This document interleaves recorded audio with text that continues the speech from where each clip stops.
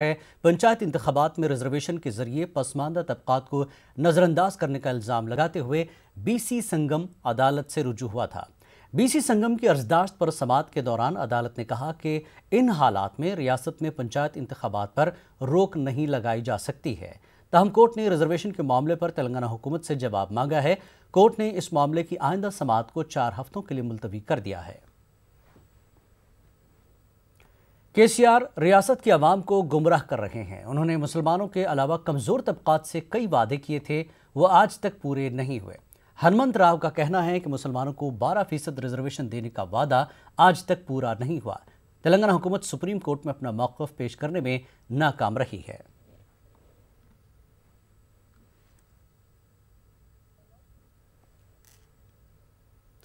आमतौर पर यह समझा जाता है कि मुसलमान फौज में शामिल होने से कतराते हैं या उन्हें फौज में भर्ती के लिए दूसरे तबकात की तरह हौसला अफजाई नहीं मिलती। लेकिन हैदराबाद के एक खानदान ने इन मफरूजात को गलत साबित किया है। इस खानदान की लगातार 3 पीढ़ियां फौज में खिदमत अंजाम दे चुकी हैं और इनकी चौथी पीढ़ी से ताल्लुक़ रखने वाले नौजवान अब्दुल जुनैद हाल ही में इंडियन मिलिट्री एकेडमी के सर्विस सिलेक्शन बोर्ड के लिए मुंतखब हुए हैं। देखिए हैदराबाद से हमारे नुमाइंदे अब्दुल अजीम की खास रिपोर्ट।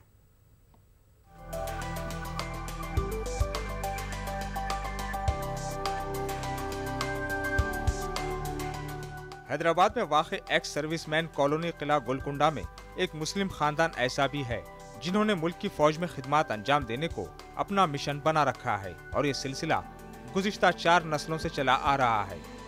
इस खानदान की चौथी पीढ़ी के अब्दुल जुनैद अपने खानदान के इम्तियाज को आगे बढ़ाते हुए मुल्क की अफवाज में शामिल होने जा रहे हैं, जिनका हाल ही में इंडियन मिलिट्री एकेडमी के सर्विस सिलेक्शन बोर्ड के लिए इंतखाब अमल में आया। अब्दुल जुनैद के परदादा, दादा और वालिद सभी ने अफवाज में अपनी खिदमत अंजाम दी है। अब्दुल जुनैद का कहना है कि यह सोच गलत है कि अफवाज में शमूलियत इख्तियार करने से मुसलमान दिलचस्पी नहीं रखते। मैं हमारे ख़ानदान की चौथी पीढ़ी हूँ जो अभी आर्मी में भर्ती होने जा रहा हूँ। IIM देहरादून में मेरी ट्रेनिंग स्टार्ट है और मेरे परदादा निज़ाम आर्मी में थे, वहाँ से दादा फिर पुलिस में थे, फिर पापा आर्मी में भर्ती हुए और अब मेरी बारी आई है। तो अब मैं भी तैयार हूँ। बस इतना बोल रहा हूँ कि मुसलमान अगर चाहे तो देश की हिफाजत के लिए आगे बढ़ सकता, और ये जो मिसकंसेप्शन बना लिए कि नहीं मुसलमान देश के अगेंस्ट है बोल के, इंटॉलरेंट है बोल के, तो इसको झूठा साबित कर सकते।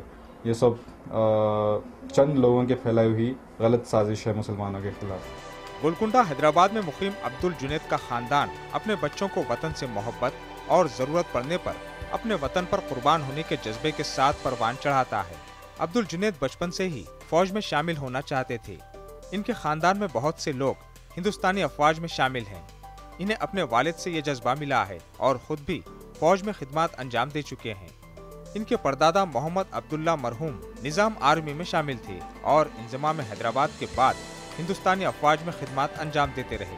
इनके दादा अयूब अली भी हिंदुस्तानी अफवाज में अपनी खिदमत अंजाम दे चुके हैं, जबकि अब्दुल जुनैद के वालिद अब्दुल जब्बार भी हिंदुस्तानी अफवाज में शामिल थे और सन 2006 में सुबुकदोश हुए।